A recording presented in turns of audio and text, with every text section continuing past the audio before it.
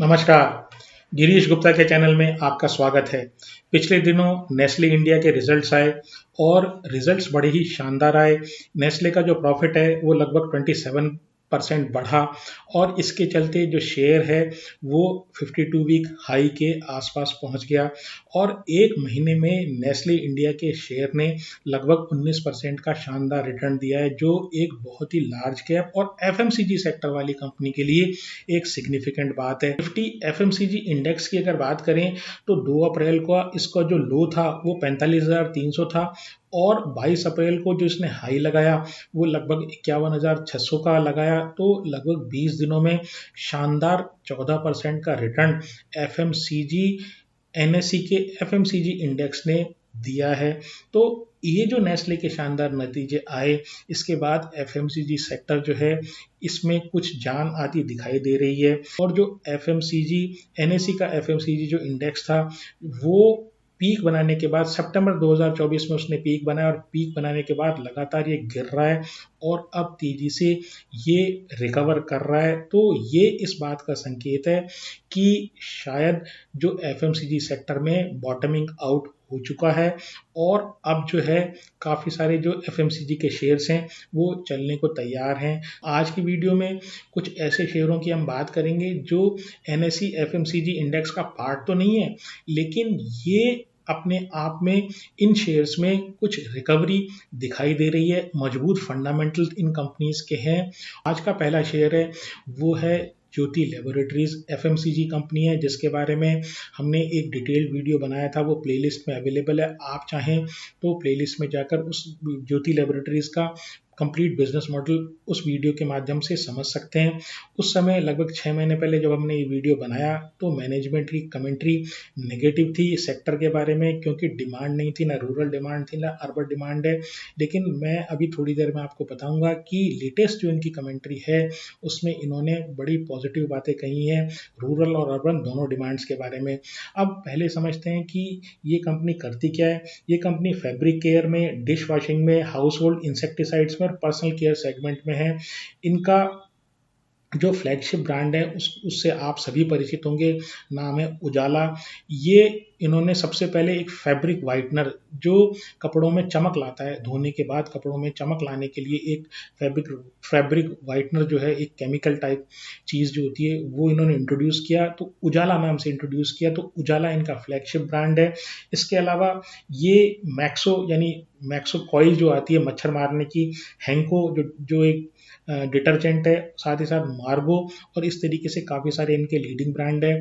उजाला जो fabric whitener है वो अपनी कैटेगरी में नंबर 1 है। तो अगर मैनेजमेंट कमेंट्री की बात करें तो मैनेजमेंट ने ये कहा है कि जो रूरल डिमांड है वो रेजिलियंट है, यानी रूरल डिमांड बड़ी स्ट्रॉन्ग है, जैसे पिछले क्वार्टर्स में रही उसी तरह की जो डिमांड है वो है। लेकिन इम्प्रूवमेंट जो हो रहा है वो अर्बन डिमांड में है। अर्बन डिमांड लगातार बढ़ती जा रही है, मतलब मैनेजमेंट उस बारे में पॉजिटिव है। अब किसी भी एफएमसीजी कंपनी को समझने के लिए आपको उसके रेवेन्यू और प्रॉफिटेबिलिटी में से एक आइटम जो है वो और देखना पड़ता है, वो है वॉल्यूम ग्रोथ। वॉल्यूम ग्रोथ की रिक्वायरमेंट इसलिए होती है कि कई बार प्राइस इंक्रीज करने के कारण भी रेवेन्यू ग्रोथ हो जाती है, लेकिन जो असली मीट्रिक है किसी एफएमसीजी कंपनी को समझने का वो है वॉल्यूम ग्रोथ। तो मैनेजमेंट की कमेंट्री ये कहती है कि जो वॉल्यूम ग्रोथ है वो अर्बन और रूरल सेंटर्स दोनों एरिया में मजबूत है, जो अच्छी बात है। नेगेटिव्स क्या है? नेगेटिव मैनेजमेंट ने ये बोला है कि जो प्राइसिंग प्रेशर है वो अभी भी है, वो क्योंकि डिमांड जो है वो रिकवर हो रही है, डिमांड तेज नहीं है, रिकवर हो रही है, और इसके कारण अभी भी प्राइसिंग प्रेशर है। जो माल को सेल करने के लिए दाम को कम करने की जो स्ट्रेटेजी है वो अभी कंपनी उस पर काम कर रही है, यानी प्राइस कटिंग जो है वो एक नॉर्म है इंडस्ट्री में। दूसरी बात ये कि जो रॉ मटेरियल की प्राइसेस हैं वो भी इंक्रीज हो रही हैं, इसके कारण भी इनके मार्जिन पर जो बुरा प्रभाव पड़ रहा है। मार्केट कैप की बात करें तो 9,500 करोड़ का मार्केट कैप है आरओई जो है बहुत ही शानदार है, लगभग 27% का। डेट टू इक्विटी जो है वो नेग्लिजिबल है, हर 100 रुपये की इक्विटी पर मात्र 4 रुपये का कर्जा है। पी भी ठीक ठाक सा है, रीजनेबल है एफएमसीजी के हिसाब से 28 का। 3 साल की सेल जो है वो 9% बढ़ी है, लेकिन 3 साल का जो प्रॉफिट है वो 39% बढ़ा है। लेकिन ये जो दोनों मीट्रिक है ये फिलहाल एप्लीकेबल इसलिए नहीं है क्योंकि 3 साल से इनका कहना ये था कि जो डिमांड जो है वो प्रॉपर नहीं है, यानी डिमांड नहीं आ रही है। और अब जो है अब डिमांड आना शुरू हुई है। अब इस शेयर का जो अगर 52 वीक हाई लो देखें तो 393 इसका हाई था 52 वीक हाई, और लो जो था वो 196 था। फिलहाल ये लगभग 270 रुपए के आसपास चल रहा है। प्रमोटर के पास 62.89% है, काफ़ी समय से यही स्टेबल इनके पास प्रमोटर के पास ये होल्डिंग है। जो एफआईआई के पास है वो 12.35% है, स्लाइटली कम हुई है। डीआईआई के पास 14.62 है, ये भी स्लाइटली कम हुई है। और पब्लिक के पास 10.13 है, जो स्लाइटली अप हुई है क्योंकि एफआईआई और डीआईआई दोनों की होल्डिंग स्लाइटली डाउन हुई है।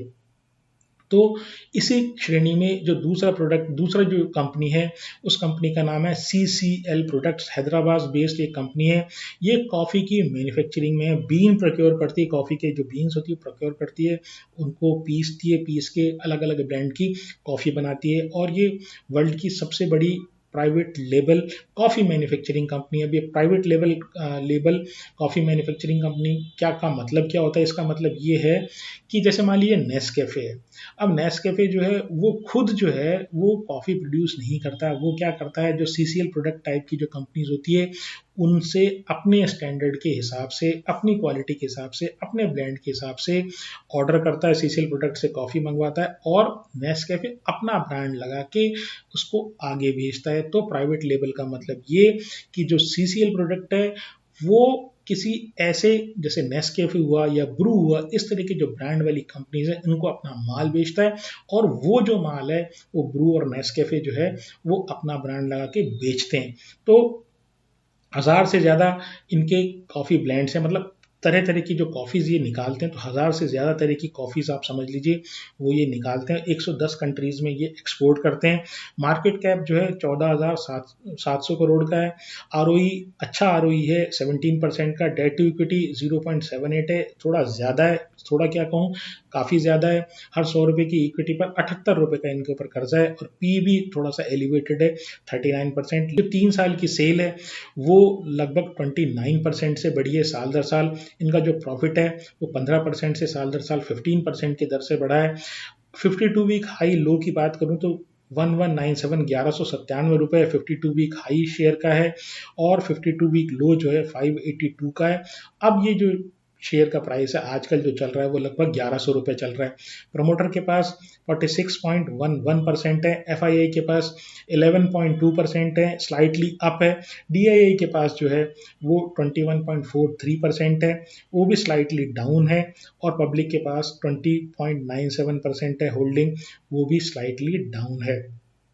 तीसरा जो शेयर एफएमसीजी क्षेत्र में है वो जो हमारे रेडार पर है वो है Bajaj consumer care. Bajaj consumer care जो है ये शिशिर बजाज ग्रुप की एक कंपनी है जो हेयर ऑयल और स्किन प्रोडक्ट्स जो होती हैं, क्रीम वगैरह जो होती है, लोशन क्रीम, वो ये बनाती है, उनकी मैन्युफैक्चरर है।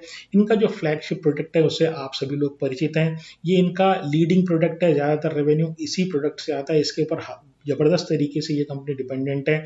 उसका नाम है Bajaj almond almond drop hair oil. और इनके जो दूसरे अन्य प्रोडक्ट्स जो हैं वो बजाज ब्राह्मी आंवला, बजाज कोको जैस्मीन, बजाज कैलाश पर्वत और इस तरीके के नामी ब्रांड्स इनके हैं। कंपनी ने कुछ समय पहले लगभग 12 से 18 महीने पहले एक नई स्ट्रेटेजी लॉन्च की।